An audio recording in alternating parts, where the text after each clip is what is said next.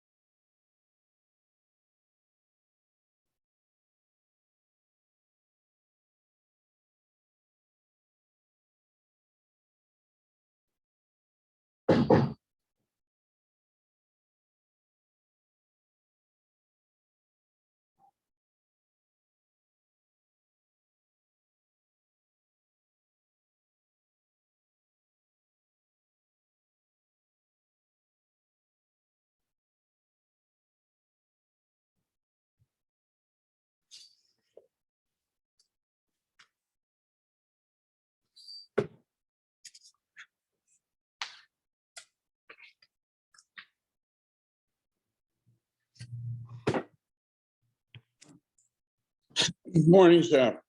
Good morning, How are you feeling? Baruch Hashem. Okay. How are you, Reb Reuben? Okay, I have a doctor's appointment this morning, so I'm leaving soon. Where's, you're subbing for Reb Mordechai today? No, I'm not. No, I assume they'll be on soon. I'm on Zoom. You're on Zoom. Yes.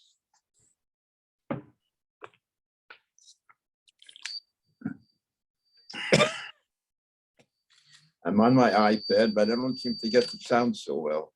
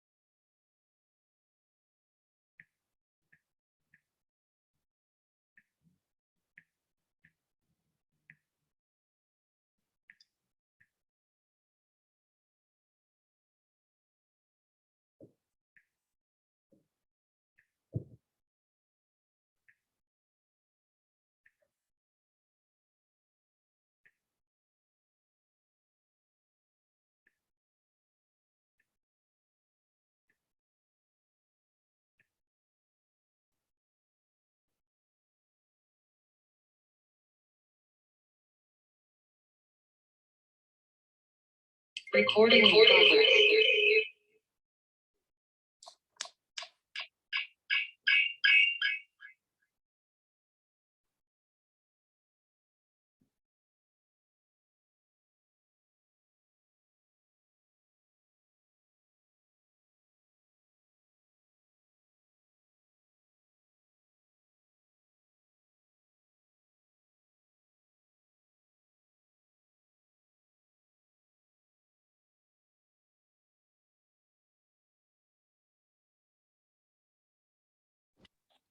Uh, Can you hear me? Yes. Okay. I hear better on my phone. Close my iPad and use my phone. Turn upside down.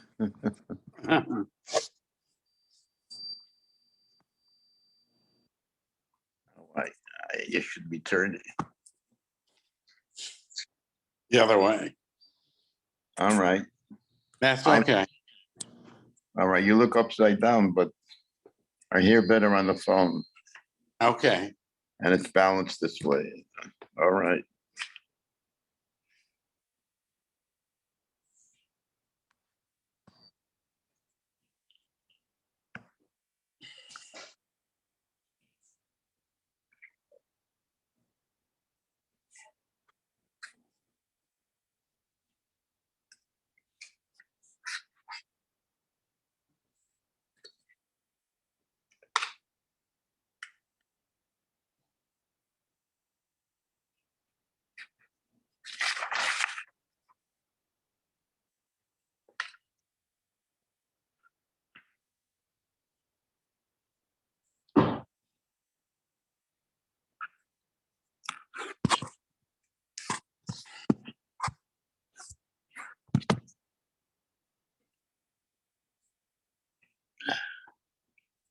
They won't turn you upside. They won't turn you upright. I don't know. Are you on Zoom also? Yes. So why won't it? Well, is that? Oh, now you turned up. Now you turned upright. Okay.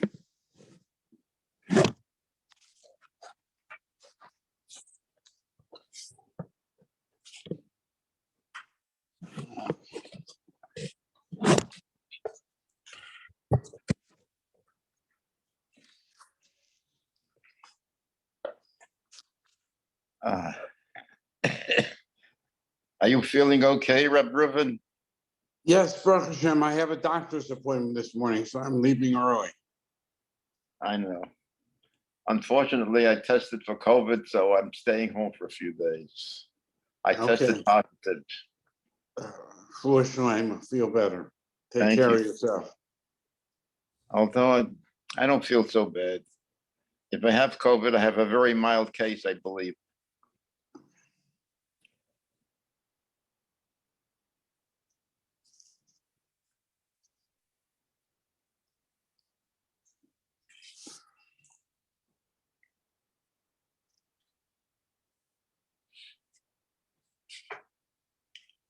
Listen, until the Maggid Shir comes, let me ask you, you seem to be a little knowledgeable.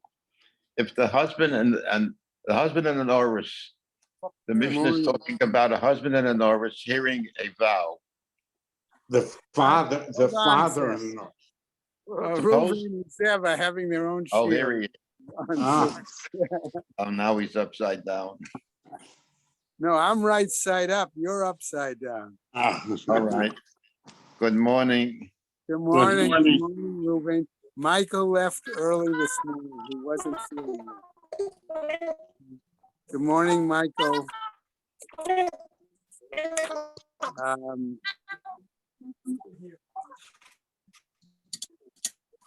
Okay. So And Reuven, Michael left early this morning? yeah, he wasn't feeling well. So check with him. Okay. Okay. Good morning, Michael. Okay, I'm going to start learning sponsors as those who are getting their Nectarai do so. Okay? Learning sponsors, friends of Marcy Kurtz. In memory of his great Ruth, Bracha, Isaac and Evelyn Bracha, in memory of his sister, Chaya Rachel Bat Itzer, friends of Leonie Meiselman, by Sabra Bat Chanuk Zundo. 2 months of learning by the friends of Milton Meller in honor of his second bar mitzvah. A month of learning by Ron and Susan Podolsky in memory of his mother, Freda Bat by Phyllis and Chaim Reese in memory of her father, Pinchas ben Abraham. By Rabbi Dr. Yankee and Malki Honig in memory of his sister, Chava Basalav Simcha ben Yamin, his brother Tzvi Aaron Zev ben Arav Simcha ben Yamin, his father Harav Simcha ben Yamin ben Yav Yosef Yitzchak, and her mother Sosa Bakhoni. We got a lot of Yosef. That's somebody else. I'm going to talk to him. Read Pizer in memory of his sister Rivka Bas Avram Michal Halevi. A week of learning by Michael and Judith Koretsky in memory of his brother Avram Ben Gershon. And today being the 4th, right, of January, we have a day of learning by Joel and Sally Samholtz, in memory of his father, Yisrael David Ben Alexander. The Shamra having a real sense of fear, Belgium, from a fear, and the Hebrew Israel, big to them. Amen. Michael Greben, please check. Keep hearing like chipmunks talking on the line here. So there's either there's another phone or something going on there with your line. Okay? Okay, maybe that will help. Thank you, Michael. Okay. All right, gentlemen, we're on what? Tomorrow today. Yeah. High and Aleph. High and Aleph. Again, 3 weeks from today, we will start the new Masechet of Nazir. Okay, that's on a Wednesday. 3 weeks from today. So that's Tuesday. That's 3 weeks from yesterday. Okay, so if you're going to speak to them in Orchid Gardens, it's the 24th, I assume in the afternoon. Whatever time Mel and his associates are able to arrange. Okay. Okay. Recording in progress. That's Zev's hearing aids. Okay. You hear me, Rabbi? I can hear you and your hearing aids, Zev. Okay, very good. Okay. We're on Ayin Aleph, Amud Aleph, right? A new Mishnah. Okay. Remember, we were dealing with this Na'ara who was an Arusa, a girl between 12 and 12 and a half that was betrothed, engaged, almost considered married, were it not the fact that she is not in the domain, the reshus of her husband, right? Okay. So our new Mishnah is going to continue, okay, and give us further development of this situation. Okay. Busy lady. Well, we'll see. We'll see. Okay.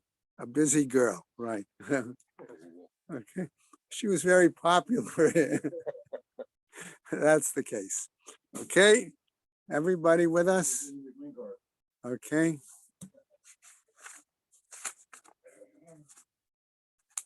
Marty, you okay? Is Marty there? Yeah, all right. Okay. Okay. All right. So our Mishnah starts off, Nadra vehi arusa. Okay.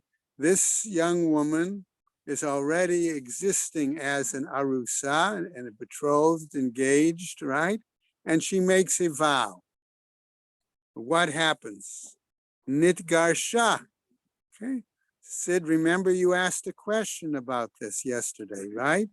And here we said that if to break the erusin, there must be a formal, right, kind of gerushin. This is okay, even though she's not in the reshus yet totally of her husband.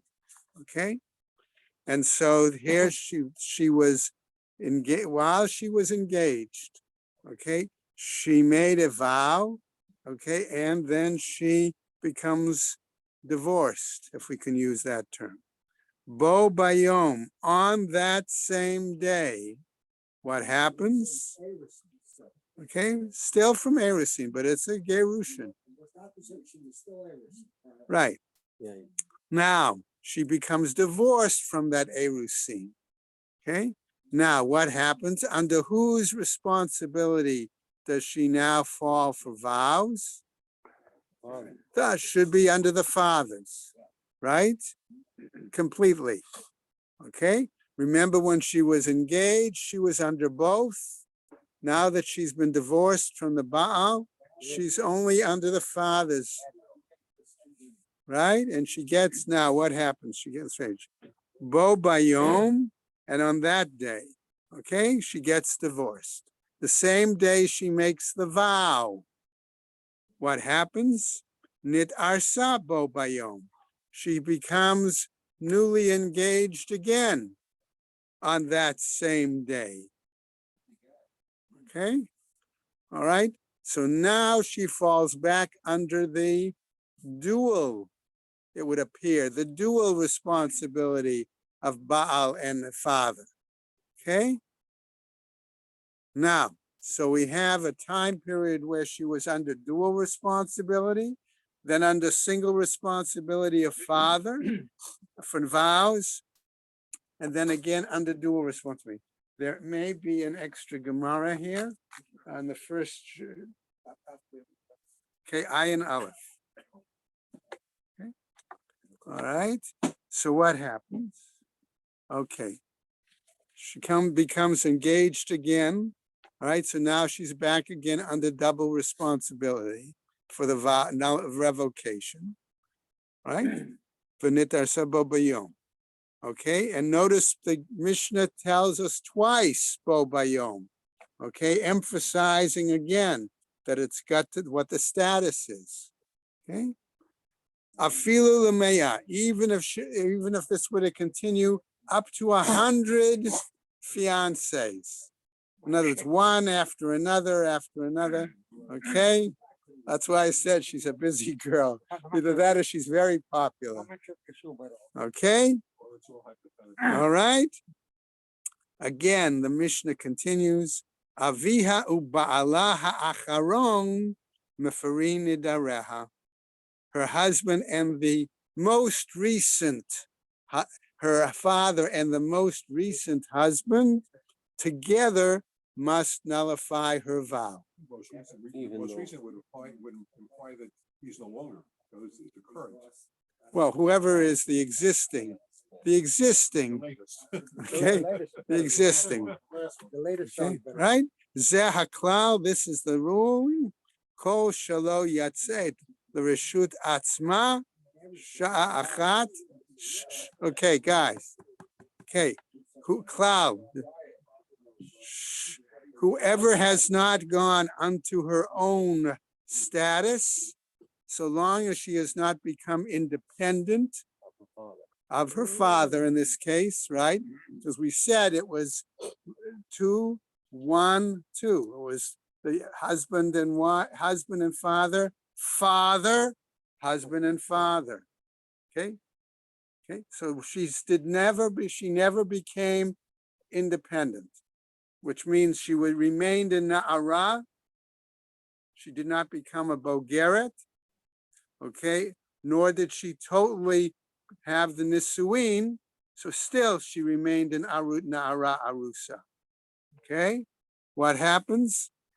So long as she doesn't, right? Well, we're gonna get to that. We didn't jump there yet. Okay, you're right. That's where we're gonna get. That's where we're headed. Okay? Yep. What happens?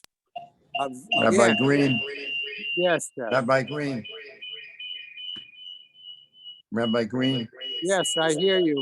Oh, who has to hear her vow? Does the father have to hear the vow?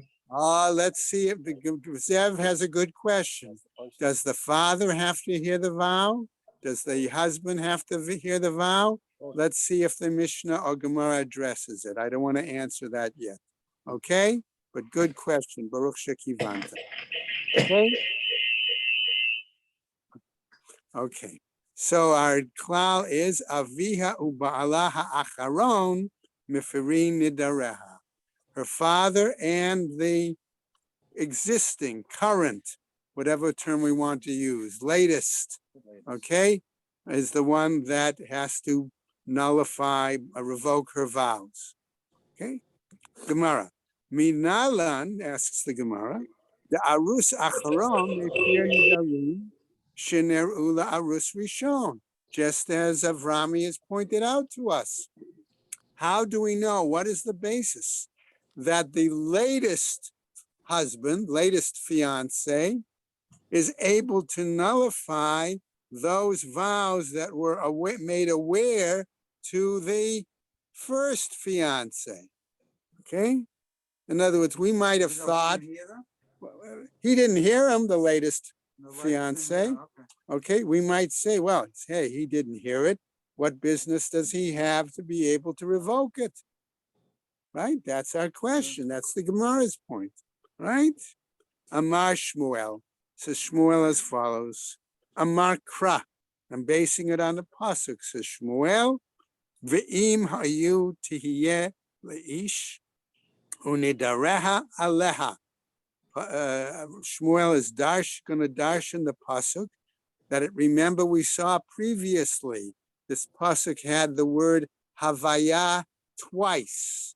Hayo tihiyeh.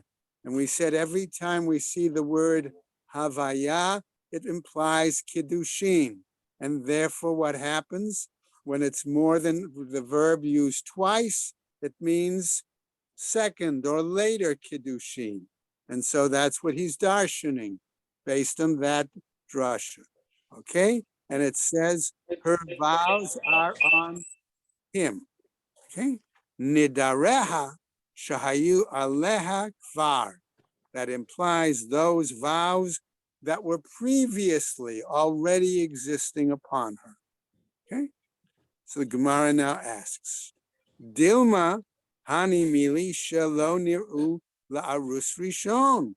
Maybe we're talking about a vow that was, excuse me, that the first husband wasn't aware of.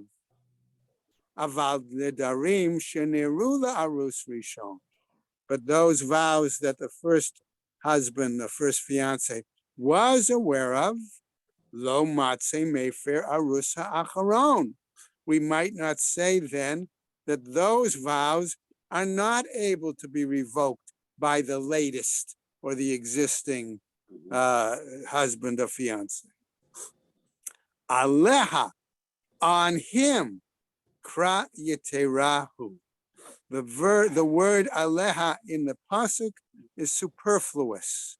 In fact, in a note in Art Scroll, you'll see they cite the pasuk again without that word in it.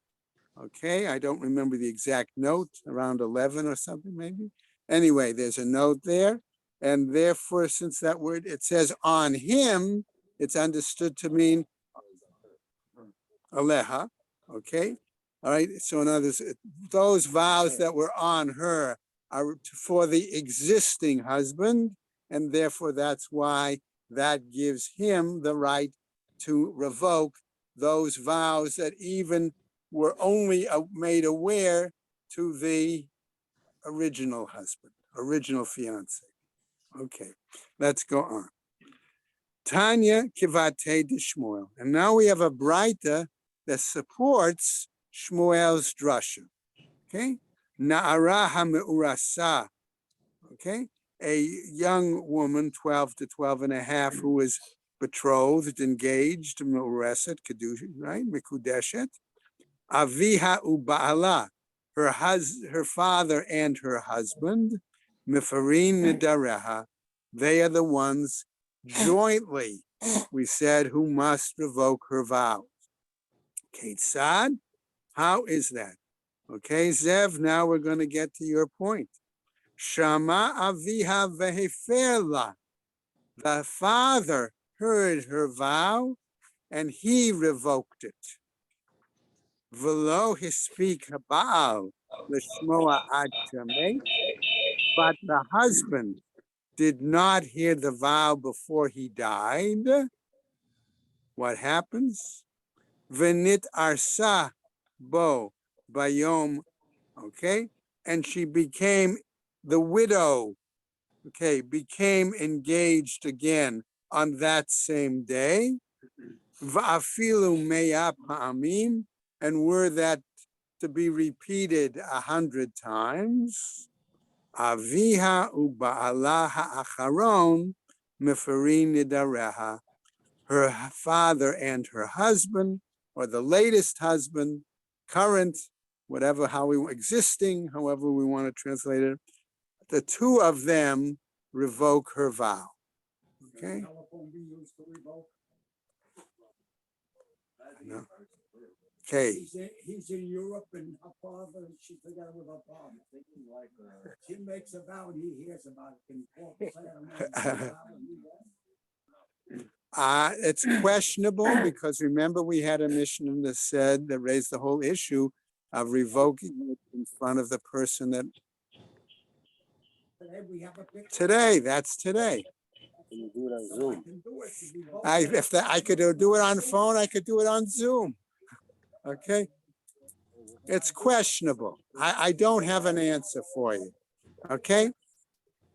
Okay, now let's go on. Okay, Shama Ba'ala Veheferla. Okay, now we're reversing it. Okay? Husband heard. Okay, and he revoked her vow. Velo hispika av lishmoa ad shemet habal. But the father did not have the opportunity to revoke the vow before the husband died. Okay, even though the husband already revoked the vow, right? What happens, says our Braita, Choser ha'av, the father goes back, umefer chelko shel Baal. He goes back and he must revoke both his portion and the deceased husband's portion, even though the husband did revoke it lechatchila. Okay? Rabbi So, Green, does that mean, Rabbi Green, hold it on. means that he heard it then? What? One at a time. Zev, what? Or does that mean that he already heard it? No, that means the husband heard it. Okay? But but if the father can revoke it, he must have About heard it it. till later in the day, and in the interim time, that husband died. All right, So but therefore, the father must go back and revoke not only his half, but also the deceased husband's half, because the death of the husband nullified his revocation. he has to have heard it before. Yes, it said that. The Breita said that. Okay. Don't you just say, I may fear the netter, or does he have to formally say, I formally revoke my part and I formally revoke his part? I would think it had to be the latter, the second, that he had to formally revoke his part and the first husband. Because remember, we had a whole discussion in the Gemara whether that situation by the husband, whether it only weakened the vow or it cut it. Yeah, but in other words, it's not that when he says, I may fear this nether, that it automatically. No, it doesn't. He has to When formally- he does it, it doesn't cut the whole thing. He's got to go back and do both his portion and the deceased husband's portion. Good morning. Doesn't matter. So in other words, that half somehow I said the death of the husband nullifies his revocation. Okay, that's what happens. Give a quick example of Chelko, what would be his portion and not his portion. Can you give a quick example? Remember, that's the example of Beit Shammai's. That was Beit Shammai's view. We're going to see. What's an example? If she says something that I will not, I make a vow like a korban that I will not drink wine for the rest of for an entire month. Okay. But that has nothing to do with the Baal, only. Sure it does. It has a lot to do with the Baal, because the question is, she's the one who's responsible for pouring him his cup. Okay, things like that. I mean, that's what comes to mind. So it has to refer specifically. to So it something may that refer impinges to on- him, impinge on him as well. Okay. That was one that we saw that in the previous Gemara, but that was only one opinion, that it had to impinge on him. That wasn't everybody, that wasn't Chachamim's. The That has Chachamim, nothing to do with him at all, nothing? if it had nothing to do with him, even then, he would still have to revoke it when she's a Na'ara Arusa. Okay. Okay? All right.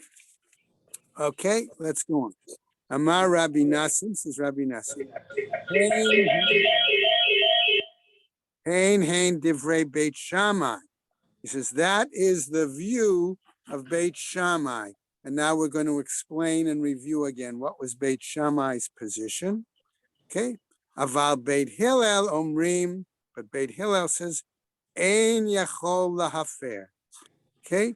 That without the second husband, the father cannot do any revocation.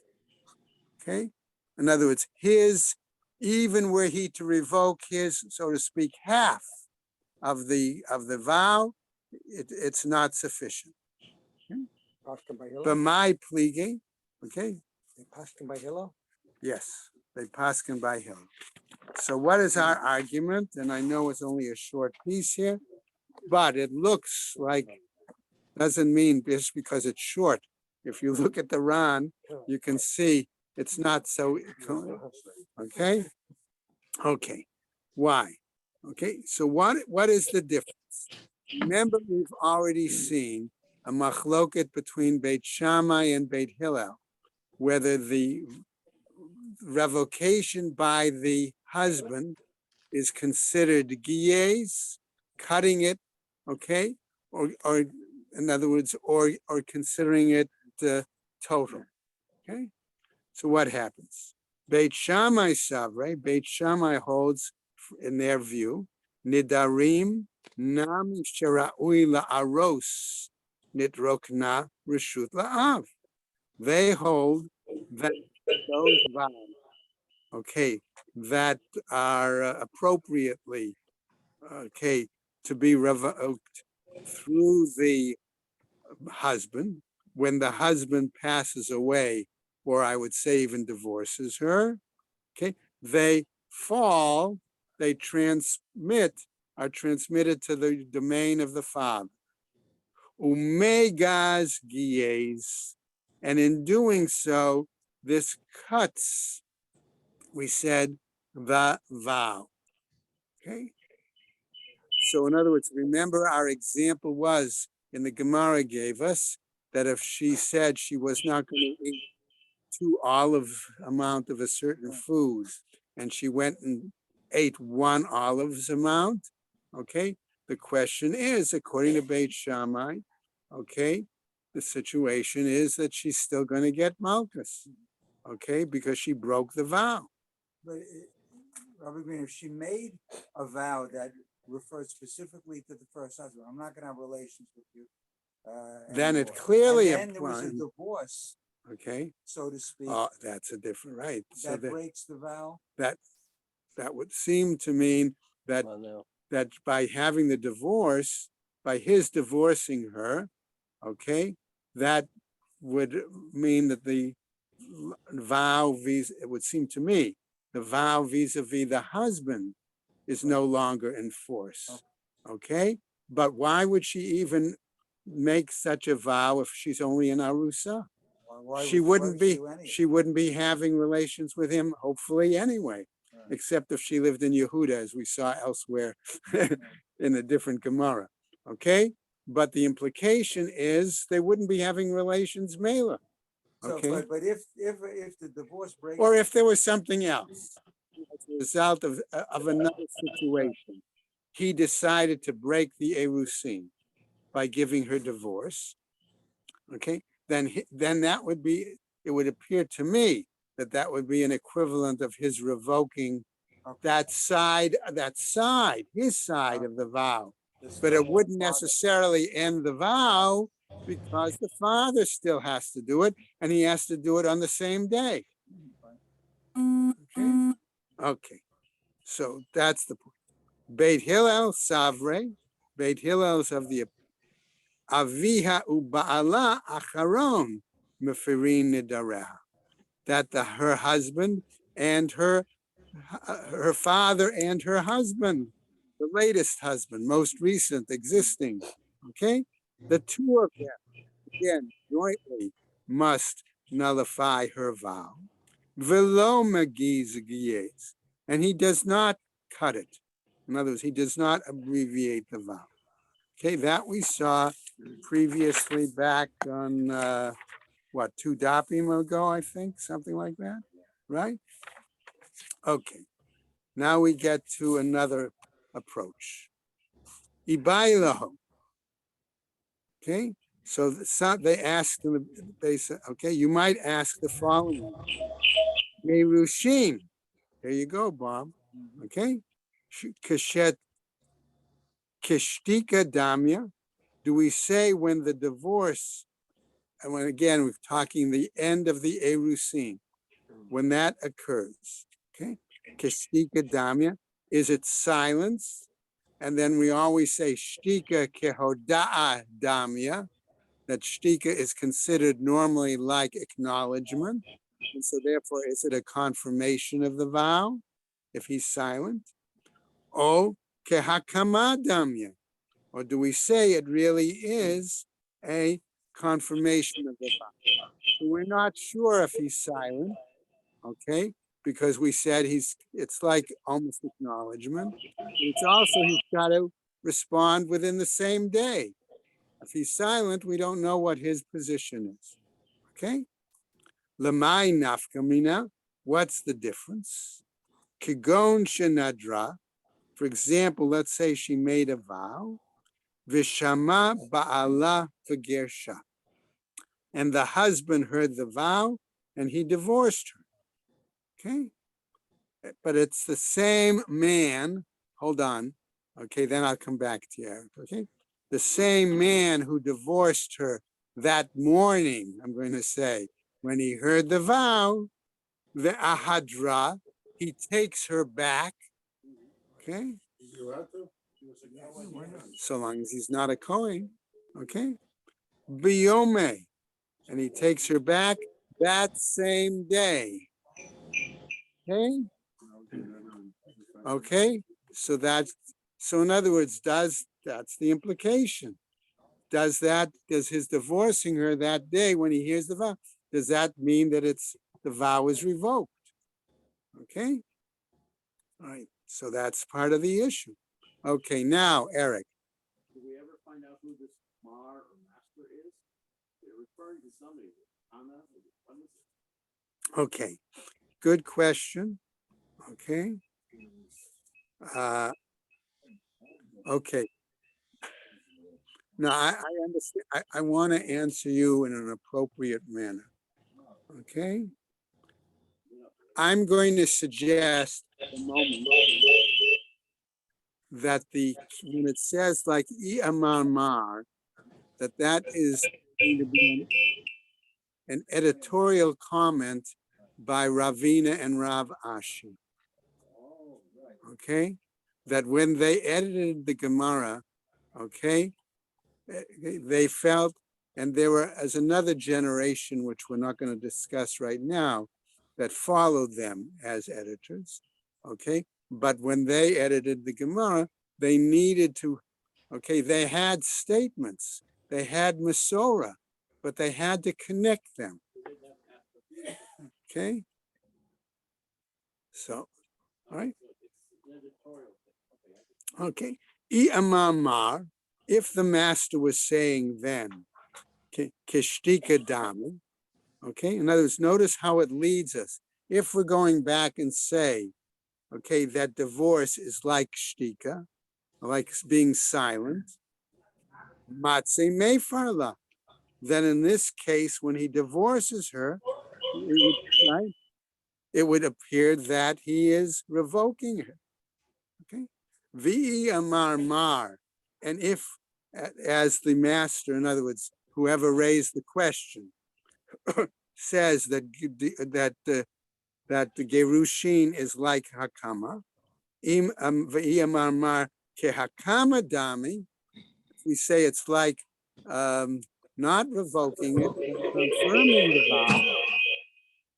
Lo matzim mitzvah, not then able to revoke it whatsoever. Once the previous husband confirmed it, a second husband can't revoke it. Well, but here we're saying it's the same husband.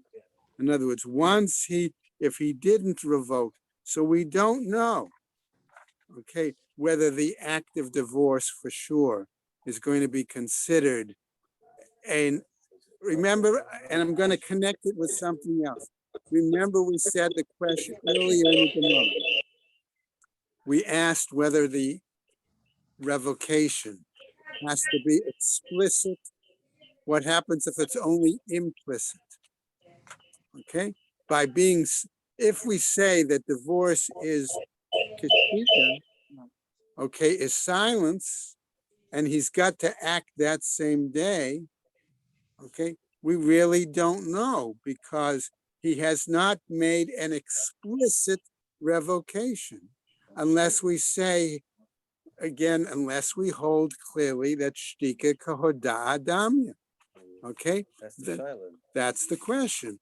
That does that mean that he's acknowledging her whatever vow she made, and by acknowledging it, it means he's confirming it.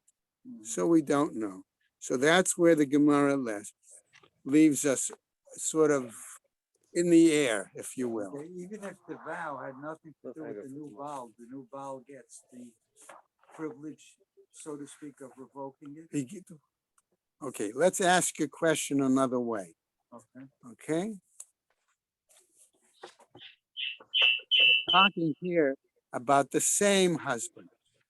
Okay. Okay? In other words, he, on the one hand, he divorced her, Right. but on the other hand, he remarried her. Same. By his remarrying her, do we know that that means that the fact that he remarried her, does that mean that he actually did revoke, that his intent in the divorce was to revoke it? Because here he remarried her. Okay, we don't So, know. for example, she makes a vow, I'll never go into your parents' house again. And then there's a divorce. And then there's a remarriage. Does that mean that vow still remained in effect? We or don't was it know. interrupted? That's the point. The fact that he remarries her on the same day seems to imply that his intent, by not saying his intent on the part of divorce, was the equivalent of revoking. Okay, now that he remarries her, okay, that vow is no longer in force, and therefore he remarries her. That would seem to be the scenario, but we don't know for sure because we're still left with the issue of not knowing whether the divorce is a valid revocation because it wasn't explicit. Only his acts might tell us. So therefore, when we come back tomorrow on I and Bet, we'll see the first thing the Gemara tries to do is bring us a braita that attempts to maybe answer the question because we've left it hanging. Okay. Tomorrow's Gemara is also a little bit longer, but we'll see some other issues too. Okay. I saw this on a TV today. Mama fish says to baby fish, keep your mouth shut and you won't get caught. Okay, Zev, Ruvain, and Michael, have a good day, everybody. Zev, get better, huh? Thank We you. miss you. Have a good day. Take care. Take care, man. Ruvain, have a good day.